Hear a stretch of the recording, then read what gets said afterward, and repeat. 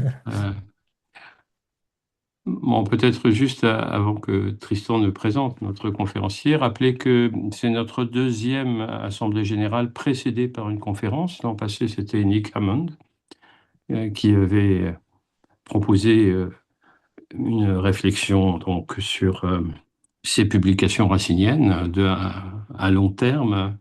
Et donc c'est quelque chose à quoi nous tenons. On voudrait que ça devienne une bonne habitude d'ouvrir l'Assemblée générale par une conférence initiale, qui d'ailleurs sera annoncée désormais sur le site de Fabula pour donner le meilleur retentissement à la conférence. Tristan? Oui, merci beaucoup Gilles et bienvenue Franck. Merci de nous faire l'honneur d'être avec nous aujourd'hui pour cette conférence inaugurale. Donc, je vous présente juste rapidement et puis je vous laisserai la parole pour introduire l'ouvrage et puis on fera ça sous forme d'échange, une quarantaine de minutes, hein, ou une heure maximum.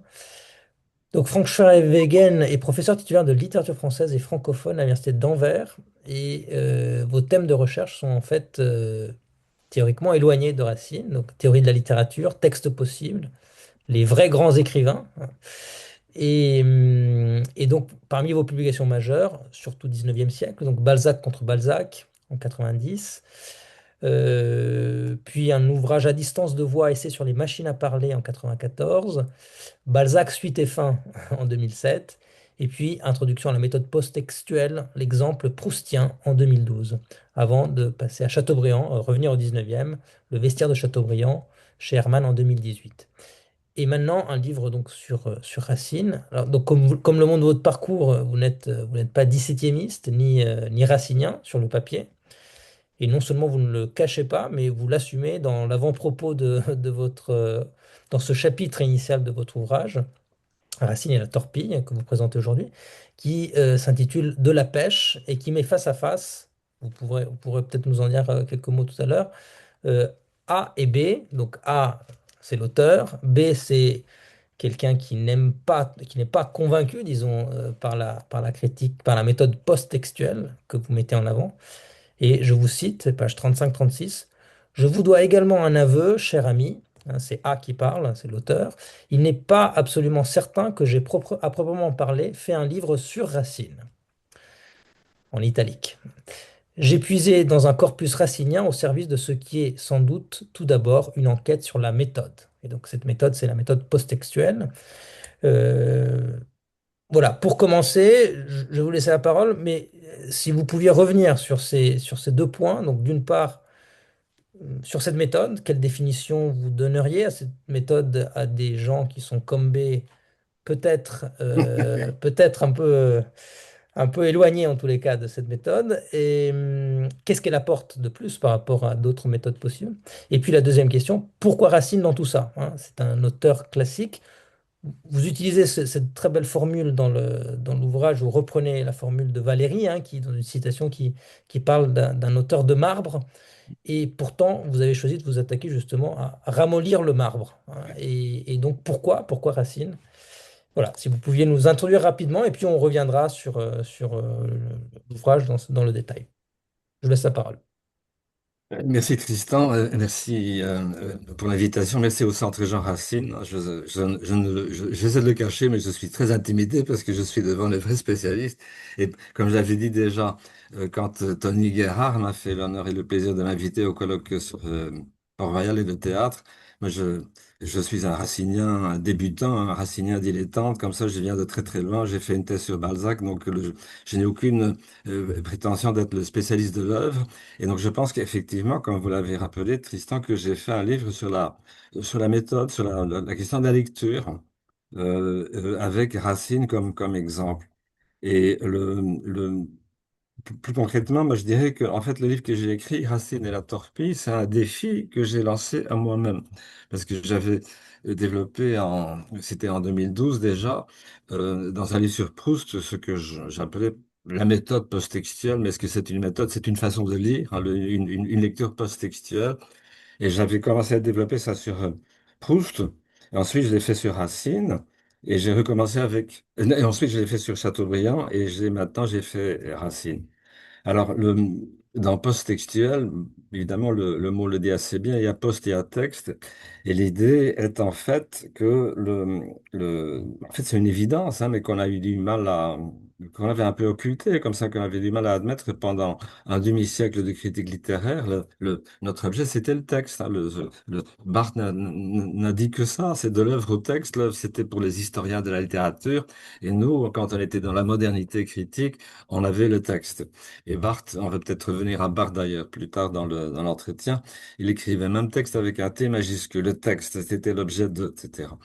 Et donc, évidemment, l'évidence, mais qu'on avait du mal à admettre, hein, et peut-être encore toujours, ça semble compliqué quand même d'oser le dire comme ça. Un texte, finalement, c'est très peu de choses, hein, c'est presque rien, un texte. Un texte est un produit que construit la lecture. Et si le lecteur change, ou si le comédien qui interprète le texte sur scène, parce qu'il faut parler du théâtre aussi, si le comédien change sa diction du texte, le texte devient autre. Pour moi, ça a été une véritable révélation. C'est le livre traduit très tardivement en français de Stanley Fish, hein, Is there a text in this class? Ça date des années 80 du XXe siècle. Ça a été traduit en 2007, je pense, en français sous le titre Quand lire, c'est faire. Le Fish, il va très très loin dans sa conception ou dans sa critique de l'ontologie du texte. Il dit que finalement, un texte, c'est ce que vous faites exister avec votre protocole de lecture. Et donc, moi, j'ai essayé d'appliquer ça d'abord à Proust, et ça a plutôt bien marché, parce que Proust est une œuvre en progrès, work in progress. Il y a une espèce de malléabilité, une permutabilité qui est inscrite dans le texte même chez Proust. Il y a, comment dire, il y a une espèce de variation perpétuelle dans l'écriture même de Proust, et donc, si vous voulez post-textualiser Proust, ben, ça marche plutôt bien, c'était presque trop facile. Et avec Chateaubriand, c'était finalement, ça aussi, ça ne m'a pas trop compliqué l'existence parce que Chateaubriand, comme Proust, a construit une œuvre extrêmement malléable. Comme ça, les Mémoires d'outre-tombe, c'est un patchwork de textes repris, réécrits, etc. Donc on est dans une mobilité, dans une perméabilité du texte qui, finalement, se prête très bien à ce que moi j'appelle la méthode de lire post-textuelle. Mais Racine. Et ça, vous le savez déjà, parce que d'abord, je le cite dans mon livre, on avait reparlé de ça à Paris. Il y a ce fameux texte de Valéry de 1924 sur Phèdre femme, où il fait des réflexions sur la féminité chez Racine. Vous connaissez tout ça très bien, évidemment. Et donc, il finit par une anecdote tirée de son vécu. Il se promène sur les quais à Paris, il passe devant une vitrine de librairie, dit-il. Il voit exposé en grand caractère un vers de Phèdre.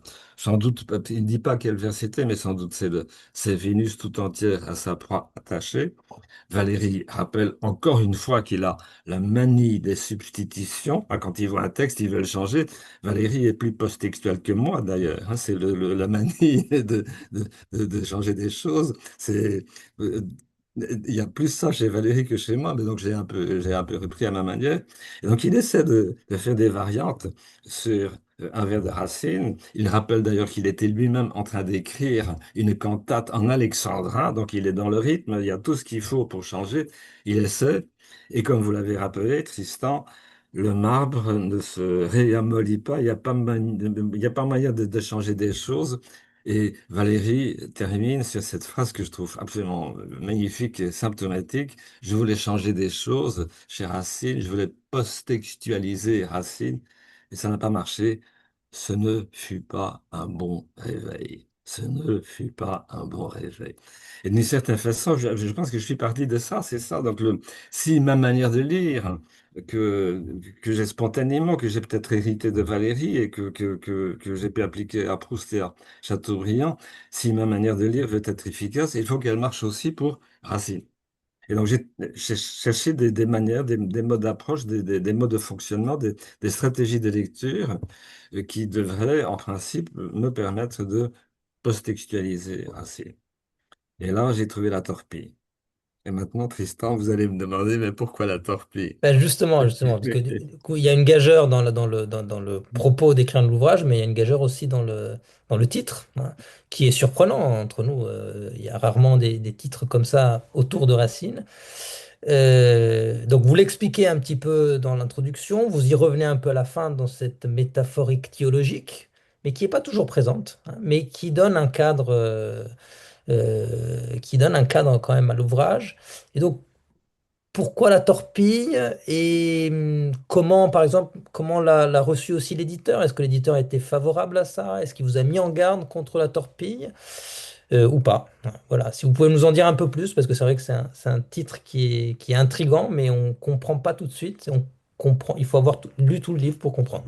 Oui, c'est ça.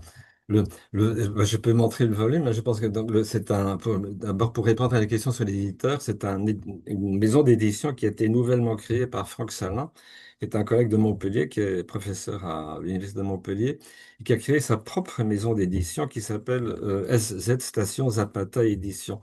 Et Franck Salin, avant, et je pense qu'il le fait encore, dirigeait la collection Fiction Pensante chez Hermann. Et donc, il a fondé sa propre maison. Et donc, justement, je pense que le projet de l'éditeur, c'est d'avoir des approches un peu, j'allais dire innovantes, mais c'est trop prétentieux, un peu autres, comme ça, notamment des grands textes. Et donc, il m'a encouragé, mon éditeur, d'aller dans le sens de la torpille. Pourquoi la torpille? Et le, donc, deuxième élément de votre question, pourquoi la torpille? Vous vous rappelez que quand on demandait à Ionesco pourquoi il avait intitulé une pièce La cantatrice chauve, et Ionesco disait c'est parce qu'il n'y a pas de cantatrice dans la pièce. Et ben, c'est un peu, finalement, mon point de départ, c'était la même chose. Il n'y a pas de torpille chez Racine, hein, le mot n'apparaît pas. Il y a des poissons, hein, il n'y en a pas beaucoup d'ailleurs, mais il n'y a pas de torpille. Et donc le défi, donc ça c'est la métaphore qui devient concrète, hein. Le défi que je me suis lancé à moi-même, pour post-textualiser Racine, il a fallu faire apparaître une torpille dans une œuvre où en principe il n'y en a pas. Et je ne sais pas si, parce que ce serait vendre la mèche pour les collègues qui n'ont pas encore lu le livre, le, le livre commence avec une scène de pêche, comme ça, on est à Port-Royal des Champs, là, l'endroit que j'ai découvert grâce à Tony Guérard qui m'a invité. On est devant l'étang, il y a les deux pêcheurs, A et B. Au début, il n'y a rien, le poisson ne mord pas, et à la fin du livre, la torpille surgit. Il y a aussi un buste de Racine, d'ailleurs, qui est sur la pelouse. Et quand la torpille, un animal formidable, surgit, le buste de Racine prononce Brave animal, tu es comme moi. Et donc, mon idée, c'est finalement que on peut envisager l'écriture de Racine, cette espèce de puissance très comme ça qui est là et qui fait qu'on est fasciné devant Racine depuis plusieurs siècles et que ça va jamais s'arrêter parce qu'il y a cette espèce d'énergie comme ça, cette espèce de violence, d'agressivité aussi doublée d'une intelligence et d'une lucidité totale qui font que cette œuvre, effectivement, malgré Valérie qui lui restait totalement comme ça paralysé, on peut en faire des choses. Et donc dans une série de chapitres surtout sur les tragédies les mieux connues de Racine, j'essaie de chaque fois de trouver une espèce d'entrée à partir d'un vers ou d'une séquence qui m'a permis ensuite de développer cette idée que Racine ça c'est un choc électrique, mais qui vous invite, vous, en tant que lecteur et surtout en tant que critique, à y aller de votre propre contribution. Comme d'ailleurs, parce que Racine, c'est aussi du théâtre, comme un acteur, et quand il est obligé de dire des vers de Racine, il doit trouver le moyen de faire exister ce vers. Et donc, ça, je l'ai fait pour Bérénice. On va peut-être en parler, hein, j'ai découvert, ça m'a beaucoup troublé d'ailleurs dans un premier moment, qu'il y a 28 occurrences du mot hélas dans Bérénice. 28 fois hélas, c'est énorme. Et non, question pour le critique, est-ce que Racine, est-ce qu'il a été distrait? Est-ce que il n'a pas bien surveillé sa tragédie? Est-ce qu'il a fait comme Corneille? Est-ce qu'il a eu recours à des béquilles pour placer des hélas quand il y avait une syllabe qui manquait? Ou est-ce que c'est voulu par Racine? Et donc, j'ai essayé de trouver une manière de rendre cohérent cela. Je l'ai fait aussi pour Bajazet. J'avais présenté ça dans une première version, toute rudimentaire encore chez Tony Gerhardt, quand on a fait le colloque sur Racine, le théâtre et Port-Royal. Le, pourquoi Bajazet ne peut-il dire à Roxane qu'il l'aime? Alors que rien n'est plus facile que de dire je t'aime. C'est une formule standard, comme ça, tout le monde peut dire je t'aime. Bajazet ne le peut pas. Pourquoi? J'établis un rapport avec l'affaire de la signature dans les années 60 du XVIIe siècle. Ben, je l'ai fait pour Phèdre aussi pour la question du serment. Et puis voilà, je fais la défense dans un premier chapitre de Raymond Picard contre Barthes parce que je trouve que Raymond Picard est nettement plus utile quand on veut lire et post-textualiser Racine que Roland Barthes. Je pense que, je sais pas ce qu'en pensent les collègues, mais le Sur Racine de Barthes, ça n'est vraiment pas le meilleur livre de Barthes, alors que la carrière de Jean Racine, de Raymond Picard, c'est vraiment un très grand livre sur Racine et qui n'a pas pris une ride, hein, qui est encore tout à fait utile aujourd'hui. Je sais pas si j'ai bien répondu pour Oui, oui. l'instant. Non. Très bien, très bien. Et ça fait une transition vers ma prochaine question, justement, un peu sur le style. C'est vrai que vous rouvrez donc le dossier Barthes-Picard de façon peut-être surprenante. Vous vous rangez du côté des Raciniens, puisque théoriquement, vous ne l'êtes pas. Donc du côté de Picard, du côté du spécialiste, en montrant de façon convaincante qu'il est en réalité textualiste au moins autant que Barthes, et peut-être même post-textualiste. Ouais. Euh, alors que l'approche de Barthes est excessive et qu'elle ne demande à se focaliser que sur le texte. Alors qu'il y a chez Picard justement ce que vous appelez une textualité ouverte, si vous voulez.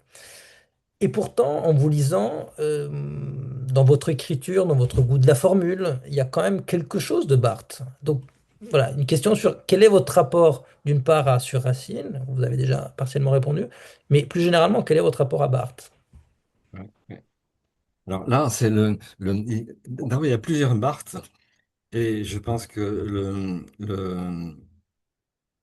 comme nous tous, hein, ça fait partie de notre ADN d'intellectuel. D'une certaine manière, on a tous lu Barthes, on a tous suivi tout ce qui a commencé dans les années 60, hein, pour la fameuse Cœur de la nouvelle de l'ancien critique.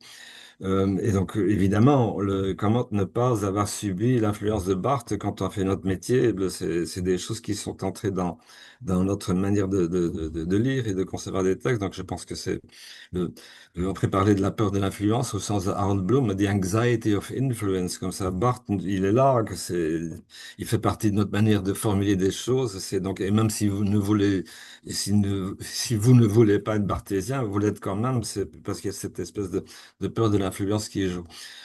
Ceci dit, il y a plusieurs Barthes, et je pense que le Barthes, pour moi, qui est un Barthes qui reste, qui est encore là, ça n'est pas justement le Barthes de Surracine, ça n'est pas le Barthes non plus de Helzet, mais des années post-structuralistes, mais c'est le Barthes du dernier cours qu'il avait fait au Collège de France, et qui s'intitulait, vous le savez, La préparation du roman.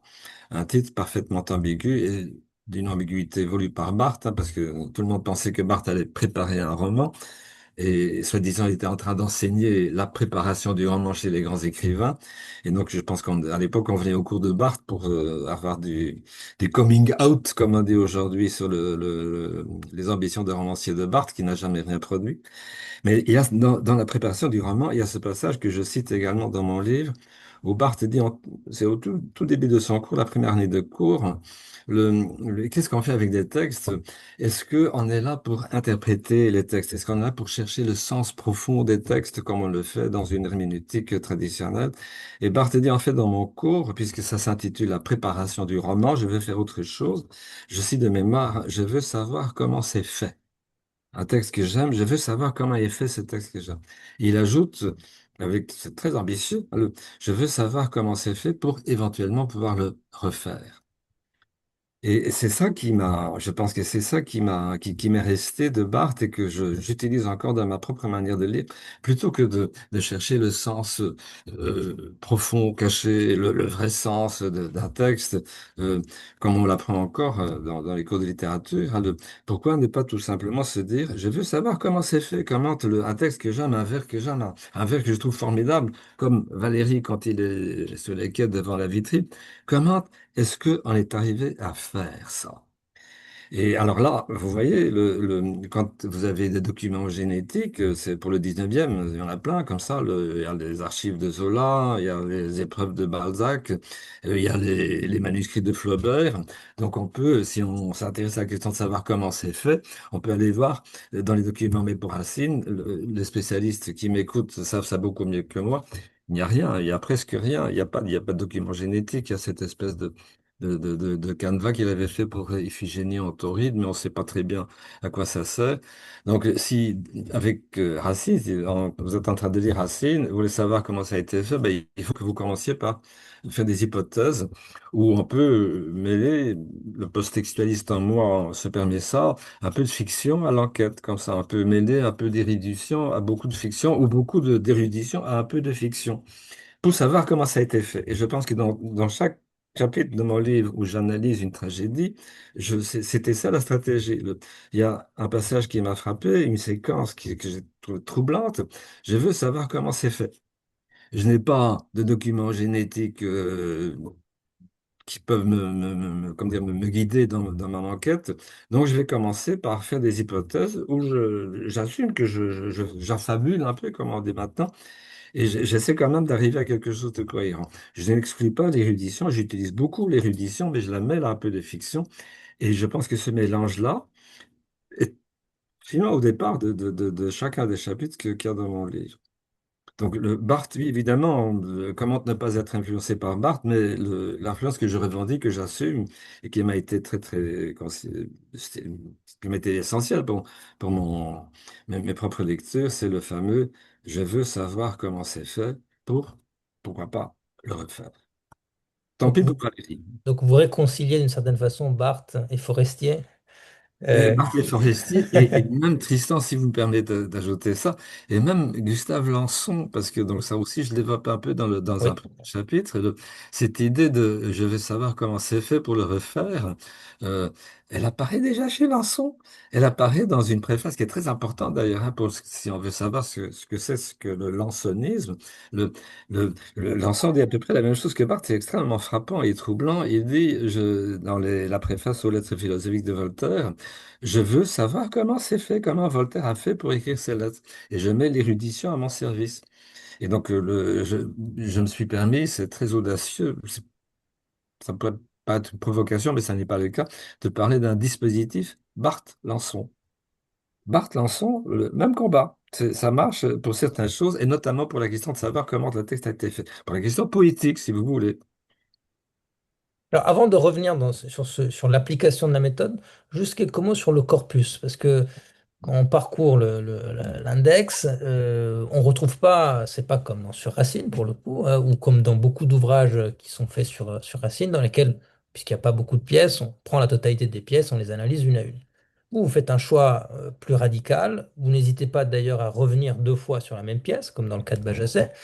Et par contre, vous laissez de côté de façon étonnante quelqu'un qui connaît Racine, ou qui le connaît de loin, hein, c'est-à-dire que vous privilégiez par exemple les plaideurs à Iphigénie. Alors, dans Iphigénie, il y a quand même beaucoup d'eau frémissante et peut-être quelques poissons. Alors comment s'est fait ce choix? Est-ce que c'est par malléabilité de ces pièces par rapport à d'autres, par des intuitions, par une réflexion pensée, voilà. Comment vous êtes arrivé à cette liste de pièces que vous analysez? Oui, alors, j'avoue qu'au début, ça me culpabilisait beaucoup, hein. Je me dis, comme on le fait normalement, que ça, si on fait Racine, il faut faire toutes les tragédies. On peut pas. Et ensuite, je me suis dit, mais pourquoi puisque la logique est post-textuelle, puisqu'on essaie de faire fonctionner un texte et de trouver une bonne manière de faire exister un texte, pourquoi devrais-je culpabiliser de ne pas avoir fait l'ensemble des pièces là où ça marchait le mieux? j'ai fait mes chapitres et là où je j'avais pas tout de suite cette espèce d'idée, de sensation qu'on peut avoir que là je sens que les choses sont en train de prendre, je peux faire quelque chose. Je me suis dit je vais laisser de côté, peut-être y revenir pour un deuxième livre sur Racine si Dieu me permet de l'écrire. Parce qu'Iphigénie, vous avez parfaitement ça, c'est hyper intéressant. Mithridate, c'est magnifique, j'en parle pas. Il faudrait peut-être que j'y revienne. Parce que Tony Gerhard nous écoute aussi, j'avais suggéré à Tony, pour un prochain colloque, éventuellement, de réfléchir, parce que ça, c'est une pièce qui n'existe pas, mais qu'on pourrait inventer, un Hamlet. Hamlet est une pièce de Shakespeare, un Hamlet écrit par Racine, et de se réfléchir à quoi ça pourrait ressembler. Donc, il y a encore plein de choses à faire, et donc, c'est une entrée dans... Souvenez-vous, je suis un racinien débutant. Je n'ai pas du tout l'ambition d'être un spécialiste de l'œuvre. Donc, le débutant que je suis a commencé par faire des petits chapitres et des petites choses.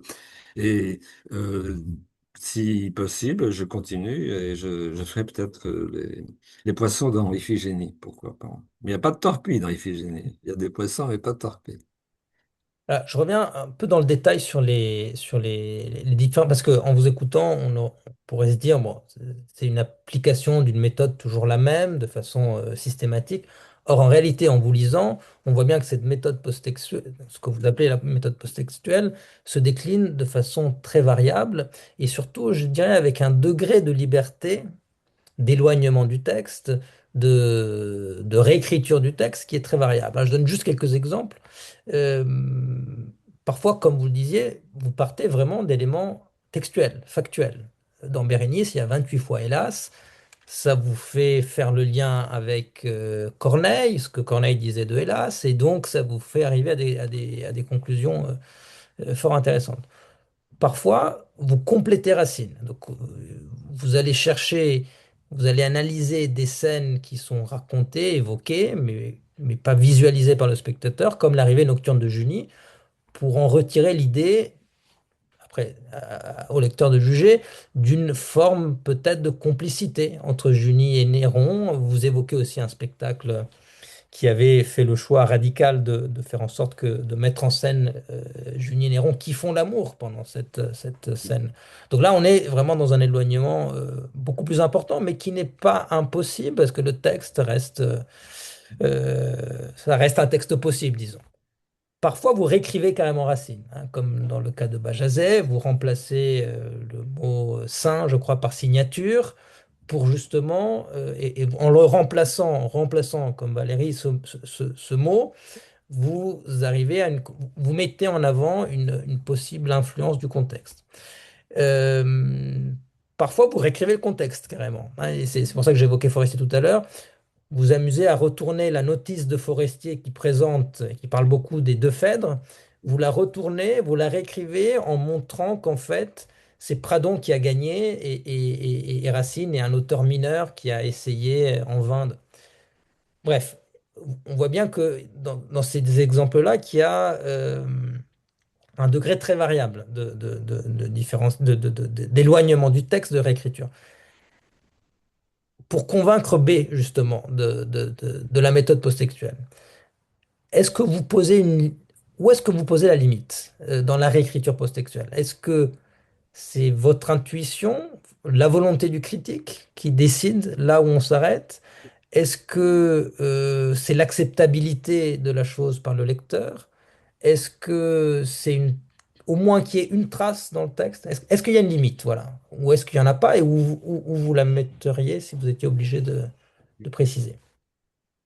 Oui, merci.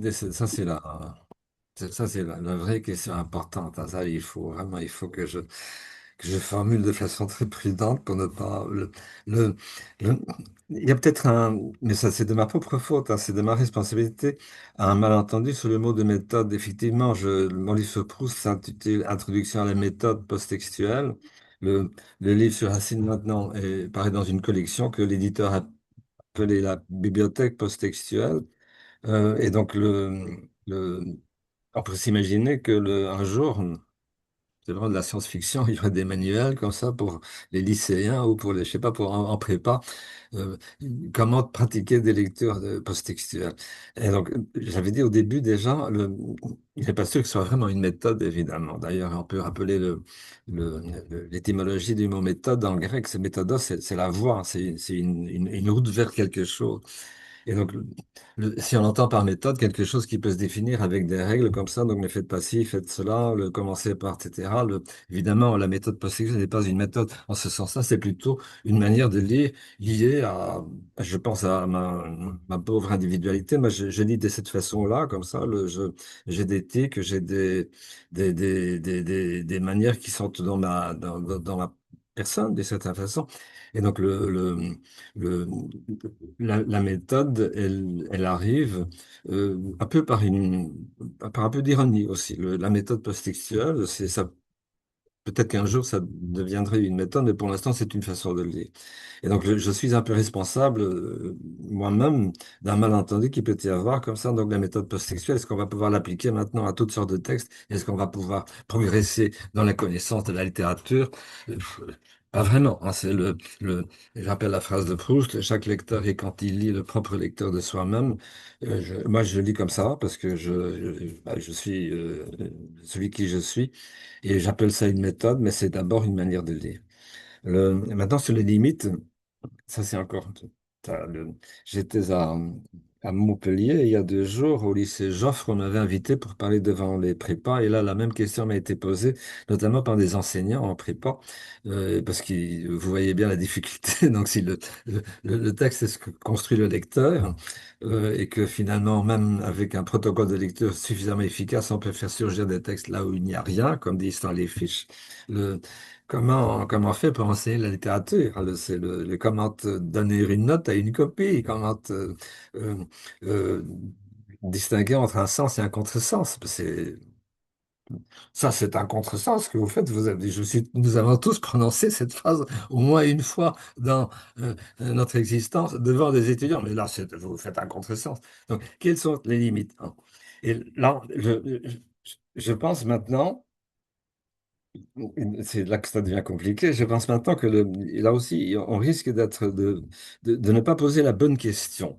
La bonne question, est-ce qu'elle est de savoir, est-ce que, comment dire, la bonne question, est-ce qu'elle est de trouver une stratégie qui permet de découvrir le vrai sens d'un texte, ou la bonne question est-elle de se demander comment est-ce que je pourrais être suffisamment persuasif pour qu'une lecture que je risque, que je propose, qui peut paraître audacieuse dans un premier temps, pour qu'elle devienne quand même convaincante pour un certain nombre de lecteurs.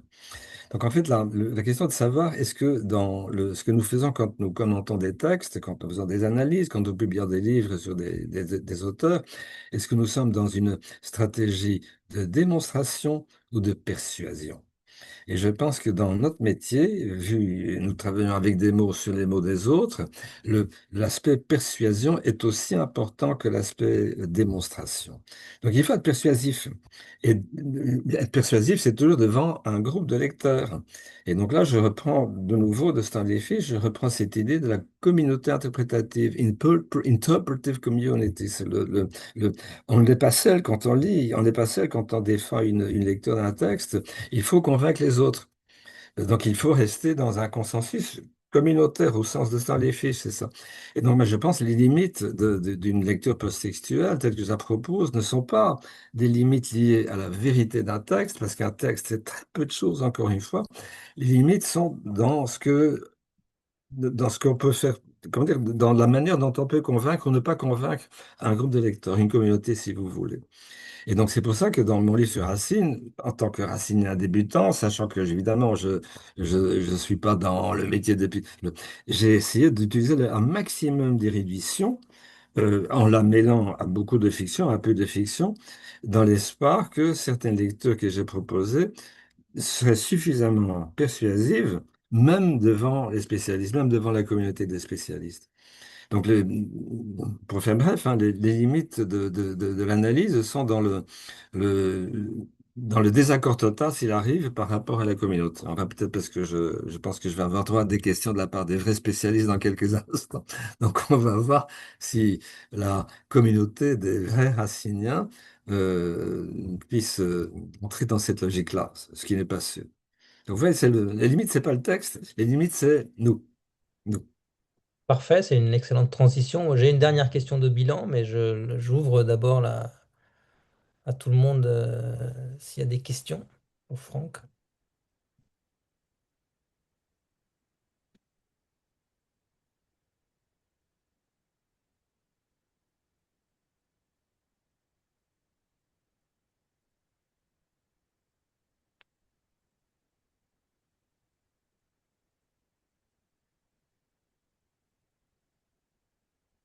La torpille a peut-être foudroyé. Tant pis à foutre les auditeurs.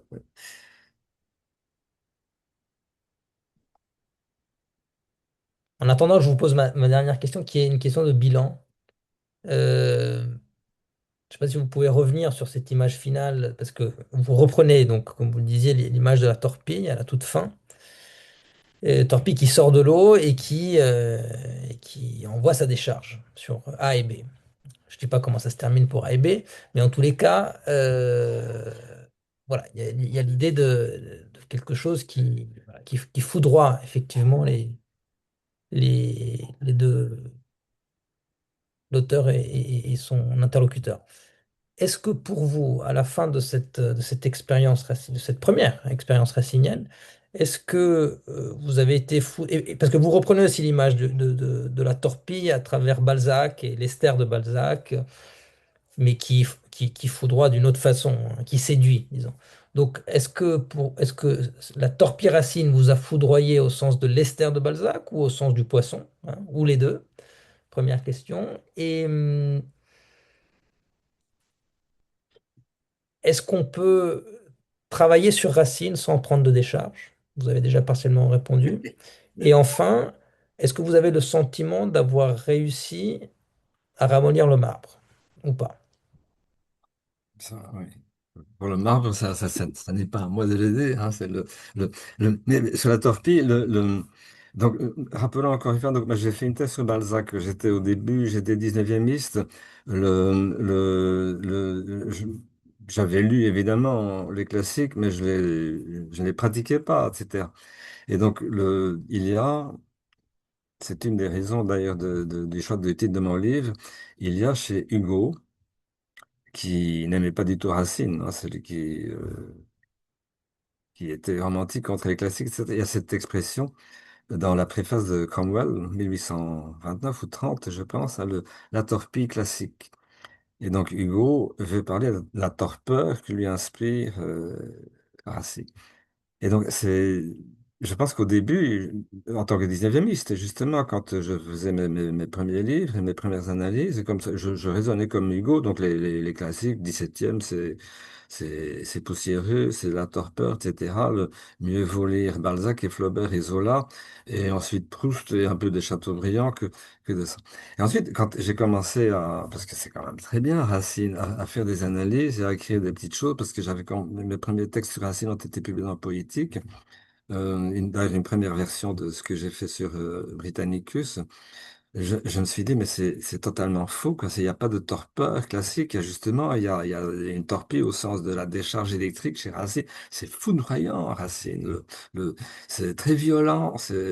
Dans dans le premier chapitre, je parle aussi il y a les deux racines. Il y a le doux Racine et le Racine méchant de j'oublie le nom de l'auteur là qui avait fait auteur d'un Racine ignoré. Donc Racine était une espèce et donc le- Racine, c'est ça, quand ça, c'est cette espèce d'énergie, cette méchanceté, cette espèce de, de choc électrique qui vous donne. Et c'est ça qui m'a donné envie d'écrire sur Racine. Le contre Hugo et ce que le 19e que j'ai été pensait d'abord des classiques. Il y avait une deuxième question, encore une deuxième partie de la question, mais j'ai un peu perdu de vue ce que c'était là. Moi-même, j'ai perdu, je me Ah, rappelle plus. d'accord. C'est pas grave. Et, hum, et du coup, est-ce que ça vous a ouvert la rencontre avec Racine? Ça vous a obligé un petit peu à élargir aussi au contexte, Pradon, etc. Est-ce qu'il y a d'autres auteurs de théâtre du XVIIe qui seraient susceptibles effectivement de vous donner une décharge similaire à celle que vous donne la Torpille Racine? Ou c'est quelque chose auquel vous n'avez pas pensé du tout?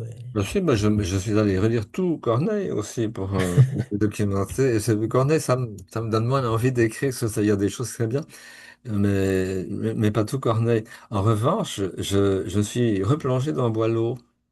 Je suis en train de relire les œuvres complètes de Boileau pour l'instant, et ça me donne envie aussi d'écrire des choses. Il y a des choses magnifiques chez Boileau. Dans les épîtres, il y a une épître où il écrit à son jardinier, il se compare au jardinier. Et il y a le post-textualiste en moi adore la métaphore, évidemment. Le, le traité du sublime de Boileau, il y aurait des choses à dire. Donc le 17e, je pense que pour moi, ça reste quand même en tant que non spécialiste, hein, ça reste encore comment dire, un continent à découvrir et à travailler. Et peut-être que après avoir imaginé à quoi devrait ressembler un Hamlet écrit par Racine, je ferai quelque chose sur Boileau. Euh, Pradon, là aussi on pourrait en discuter, mais c'est peut-être pour une autre réunion. La Phèdre de Pradon n'est pas si mauvaise finalement. On nous fait penser que techniquement pour le texte d'ailleurs, que ce serait moins bon que Racine. Là aussi, si on raisonne en termes post-textualistes, il y a pas de raison pour dire que ce serait une mauvaise pièce, hein. Et donc tout ça, c'est des chantiers pour d'autres livres. Est-ce qu'entre-temps, il y a des questions qui ont surgi?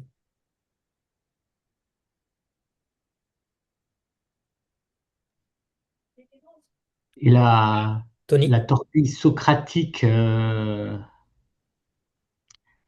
est là, à quel point est-elle là, la torpille socratique? Bah, elle apparaît dès en fait, d'une certaine façon, dès l'introduction, et elle revient quand apparaît Balzac. Parce que donc évidemment, il y a cette fameuse torpille déjà enfin, non, j'essaie de mieux dire pour Tony, pour répondre à la question de Tony Guerra. Le, il, Torpille, en grec, ça se dit narker, hein. Narker, c'est lié à un champ sémantique de la narcotisation, de l'endormissement, etc. Mais déjà dans le nom, quand apparaît la fameuse métaphore de la torpille socratique, comme ça, il y a une ambiguïté formidable parce que Socrate, il endort son auditeur, mais en même temps, il a cette espèce de décharge électrique qui permet de gagner. Donc, il y a une espèce de violence dans la rhétorique de Racine qui fait que l'image de la torpille, déjà chez Socrate, est double, hein. C'est l'endormissement, ça endort et en même temps, ça stimule. Et j'ai retrouvé ça dans le chapitre sur Balzac, où, bah, vous le savez, hein, donc la première partie de Splendeur et misère des courtisans s'intitule La torpille, parce que Balzac imagine pour Esther, une ex-prostituée, il imagine le surnom de torpille. Et donc là aussi, il y a un passage dans Balzac que je cite dans le livre, où Rastignac demande à Vautrin pourquoi elle s'appelle la torpille. Et donc là, Rastignac répond parce qu'elle est formidablement excitante. Et donc là, vous avez le sens narcotique, narqué disparaît totalement et vous avez le deuxième sens. Et donc je pense que déjà chez Socrate, donc rétrospectivement, on a ça. Et ce qui justifie d'une certaine façon l'image de la torpille au sens double que j'utilise pour ma part dans mon livre. Je ne sais pas si je réponds bien à la question, mais le double sens est déjà là chez Socrate, on dirait. Oui, exactement. Oui. D'autres questions?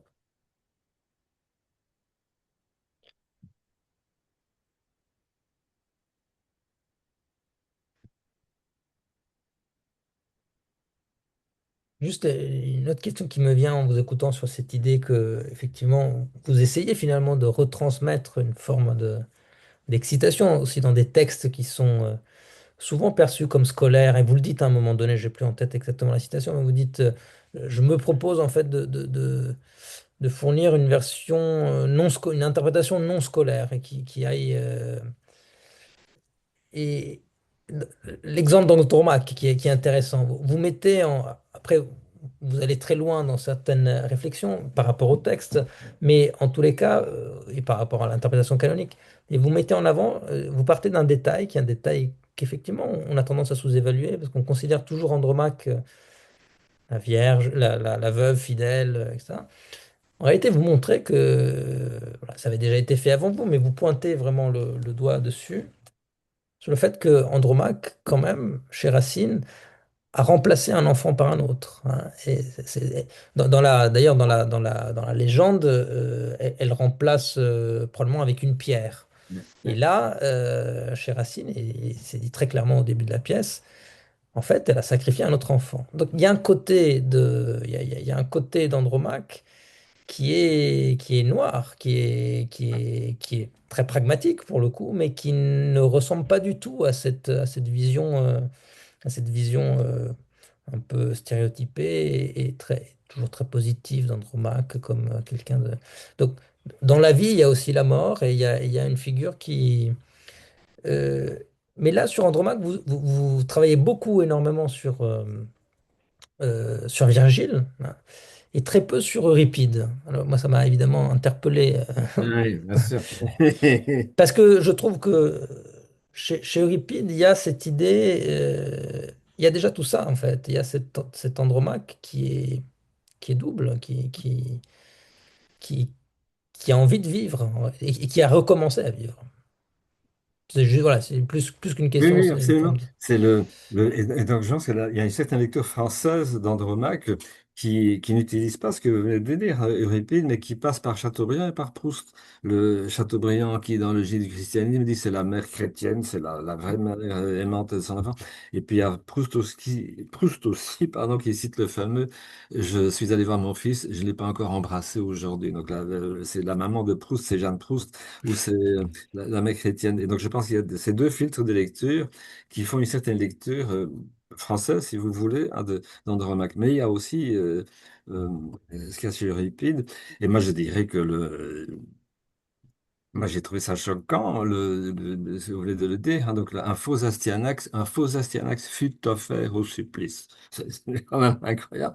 Et à ma connaissance, le seul qui est relevé cette espèce de petit scandale dans le texte, c'est Georges Couton dans une étude qui est apparue dans un volume de mélange qui est à peu près inconnu. Et les autres commentateurs, à ma connaissance, ne sont pas penchés. Ah, que c'est quand même, c'est absolument scandaleux comme ça. Donc, oui, voilà, on va prendre n'importe qui, puis on va donc, à la fois moralement et même pour le storytelling, comme on dit aujourd'hui. Et donc, j'ai cherché une explication post-textuelle pour ça. Et là, évidemment, je ne suis pas passé par Euripide, mais par Virgile. Parce qu'il y a le faux Simoïs, falsus, falsi simoensis chez Virgile, et chez Racine, vous avez le faux Astyanax. Et donc, je fais l'hypothèse que finalement, le faux Astyanax, donc, qui fut offert au supplice, est en fait un latinisme que Racine a traduit dans son texte pour créer la possibilité de raconter cette histoire. Mais c'est le bon filtre de lecture, et donc je suis tout à fait d'accord avec Tristan Allonge. Si vous passez par le filtre Euripide, vous allez sans doute construire le texte d'une autre façon. Mais ce qui m'a intéressé, ce qui m'a permis d'écrire le chapitre, c'était Faux Astyanax, Falsus, Faux Simoïs, euh, avec une espèce comment dire, de déviation du fleuve vers l'enfant, mais qui permet quand même de faire une lecture à peu près cohérente de la pièce de Racine. Et le titre du chapitre tourne autour de la résurrection, hein, c'est ça. Il y a cette idée de résurrection. Oui, parce que l'idée, c'est que donc, il n'y a pas deux Astyanax dans Andromaque, hein. Donc il n'y a pas l'enfant anonyme qu'on a tué et le vrai Astyanax. En fait, le Astyanax est à la fois mort et vivant. Et je mets ça en rapport aussi avec, c'est assez connu, hein, l'expérience du chat de Schrödinger. C'est une expérience physique, une expérience de pensée en physique quantique. Comment imaginer un chat qui serait à la fois mort et vivant? Et donc, ça, c'est très sérieux, c'est très scientifique, c'est des sciences exactes, hein, Et donc, Racine, finalement, il soulève les mêmes questions, il apporte les mêmes réponses. Oui, un personnage peut être à la fois mort et vivant. Et c'est le cas de la Cyanax d'Andromaque. Alors que, comme vous venez de le rappeler, Tristan, dans la mythologie, il y a plusieurs versions. Donc, chez Euripide, ça n'est pas ce qui se passe chez Virgile. Il y a plusieurs versions de l'histoire, et donc, elle est très, très différentes selon les versions, mais Racine est le seul, à ma connaissance, qui a introduit cette espèce de duplicité. Il est mort et vivant à la fois, parce qu'on peut être mort et vivant à la fois. au théâtre et aussi dans le storytelling. En Si fait, Maurice Menteur, on pense à Baudelaire aussi, finalement. Ça Oui, fait peut-être un lien aussi souterrain entre les deux Andromaques. absolument. Il y a toute une, j'en parle rapidement dans le chapitre sur Andromaque, il y a toute une filiation. Donc, il y a Racine, il y a Chateaubriand qui, dans le Génie chrétien, parle d'Andromaque devant son fleuve parce que lui-même, quand il est à l'étranger, il est comme Andromaque. Et puis Baudelaire reprend Chateaubriand qui, lui, s'inspire de Racine. Donc, c'est une filiation absolument magnifique. Pour une démonstration sur l'intertextualité, ce serait vraiment un exemple très pédagogique pour nos étudiants, par exemple. Oui. Dédié à Victor Hugo, en plus, quand on rajoute encore une couche supplémentaire. Voilà, oui.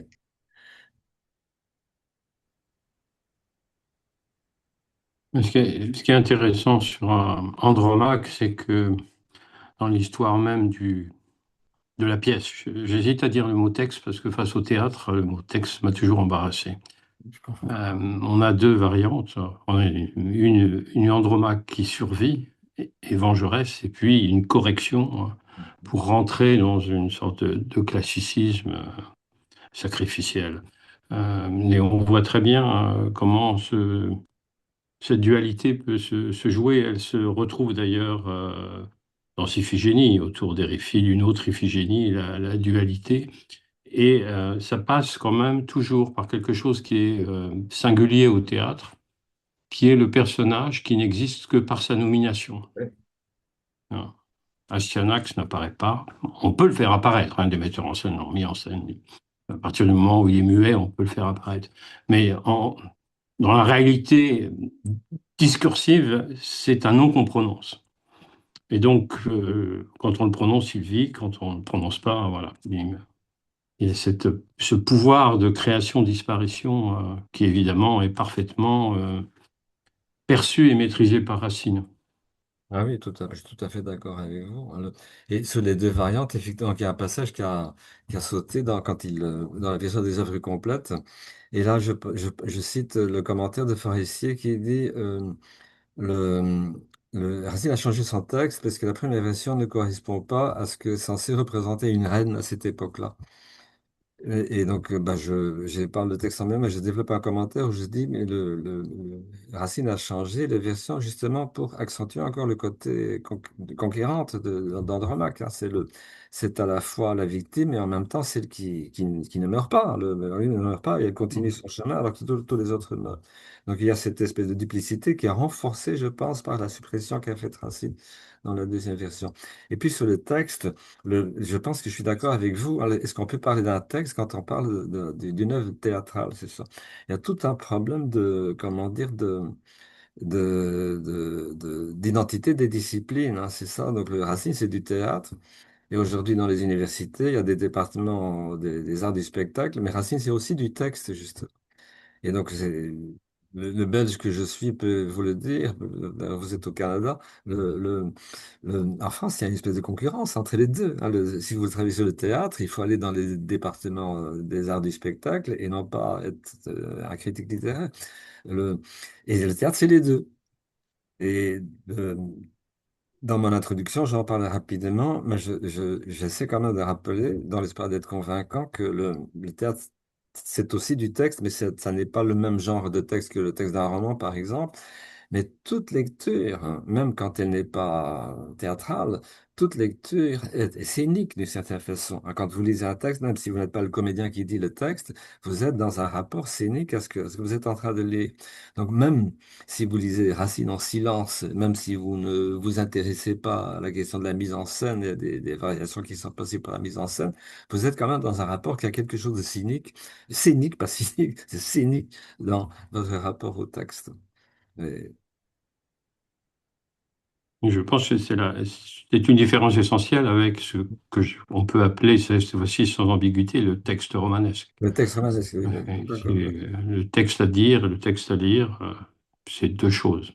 Et Oui. je pense que le texte à dire ne devrait pas s'appeler texte. D'ailleurs, au XVIIe, on l'appelait discours. Oui, c'est ça, un exactement. discours Le mot dramatique. texte, c'est justement, c'est comme le disait Tristan Lange, le mot texte nous vient de Barthes. Hein, c'était l'idée de la textualité. Elle est très comme ça, deuxième moitié du XXe siècle, mais au XVIIe, on a raisonné par cet terme-là. Oui, Oui, et en même temps, ce qui est singulier dans le livre de Barthes, c'est que le texte qui suit son essai, c'est Dire Racine. oui, oui, Il y a un c'est très ça. beau texte sur la déclamation, très Oui. intelligent.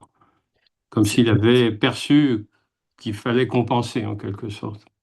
Ça, pour moi aussi, ça, c'est la meilleure partie de sur Racine, c'est le texte sur la diction de Racine, c'est ça. Oui, sur Cuny et Glaris, oui. Où il dit aussi, là c'est une autre phrase qui m'a beaucoup frappé, donc le théâtre de Racine tel qu'il est représenté dans nos théâtres aujourd'hui, il est pour trois quarts mort, un truc comme ça. Donc Racine, ça n'est pas justement du texte que l'on peut mettre en scène dans un théâtre à la française, c'est autre chose, c'est d'avant cette époque-là, et donc il faut laisser à Racine son altérité, et il faut laisser exister la distance qui nous sépare de l'œuvre pour justement mieux là.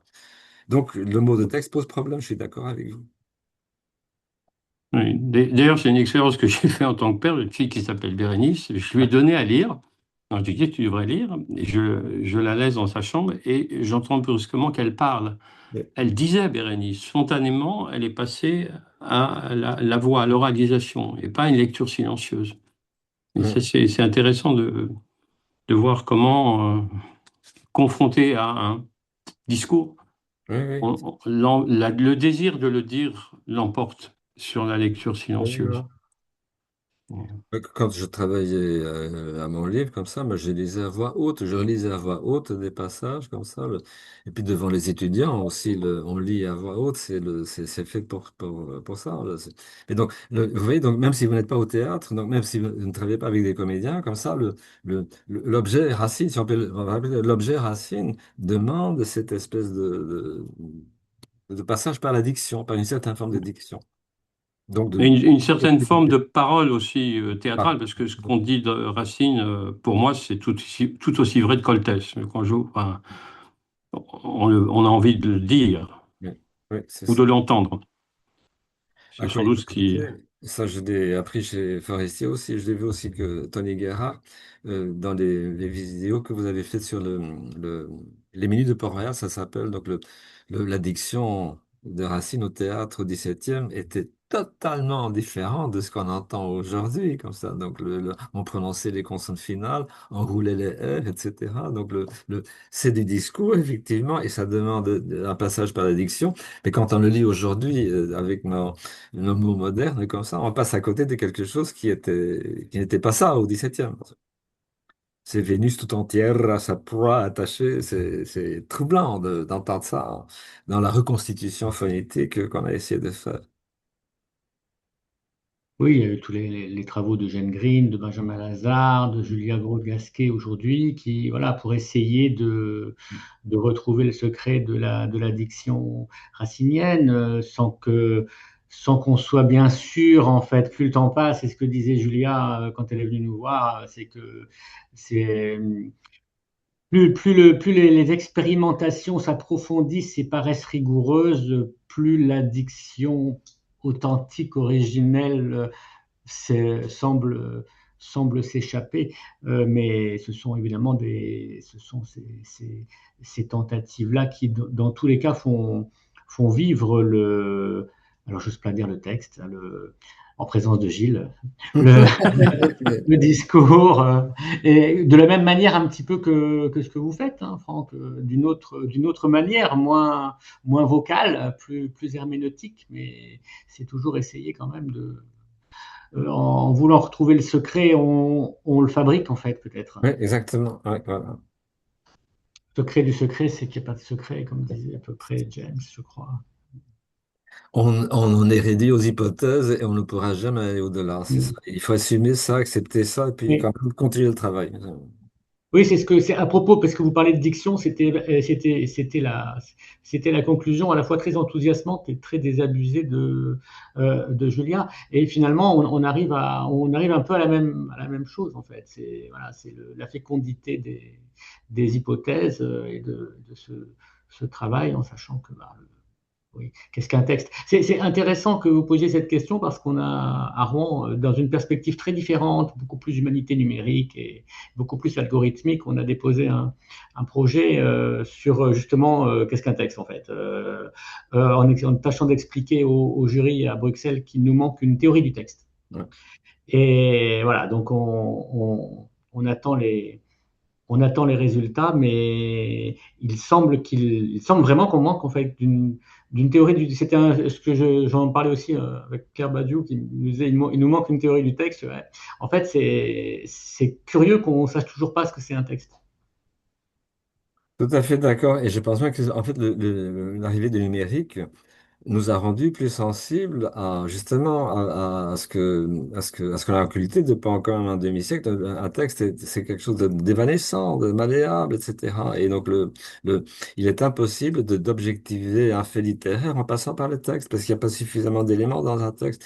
Et donc quand vous passez par le numérique, vous voyez encore beaucoup mieux cette espèce de malléabilité, évanescence du texte. Donc effectivement, il faut une théorie du texte, mais pas post-textuel, mais post-numérique, hein, vu ce qui nous arrive aujourd'hui, vu l'IA aussi, hein, ça change aussi la conception du texte. Il faudrait revoir tout ça. Après les nouvelles évolutions technologiques, oui. Oui, il y a plusieurs articles qui s'intitulent justement What is a text, hein, Ryan Wilson, mais il y en a eu aussi avant, en fait, plus, plus anciens. Et oui, votre intervention nous montre que oui, ça reste notre principal objet de travail, hein, cette suite de caractères ou cette suite de phonèmes reste un mystère et reste très largement une construction, en fait, Ah hein. oui, tout à fait. Entre les caractères, il y a du blanc, quoi. Et le blanc est peut-être plus important que le Ouais. noir. Je vous rappelle, mais vous le savez, que le Barthes avait fait une entrée texte dans l'Encyclopédie Universalis, hein. Mais là, c'est un Barthes christévien, marqué par Christévin, qui est le... Et puis, il y avait déjà Stanley Fish en 1980. Is there a text in this class? Merci beaucoup. C'était passionnant. On va peut-être s'arrêter là. Merci encore Franck, de donc on vous donne l'invitation. rendez-vous. Vous parlez dans les dernières pages vous citez des lettres de Racine dans lesquelles il évoque sa passion pour la carpe. Donc peut-être que le prochain livre sur Racine sera Racine et la carpe. Et on vous attend dans quelques années. Ok. Et merci beaucoup en tous les cas. Merci, C'était hein, vraiment merci passionnant. beaucoup. Merci.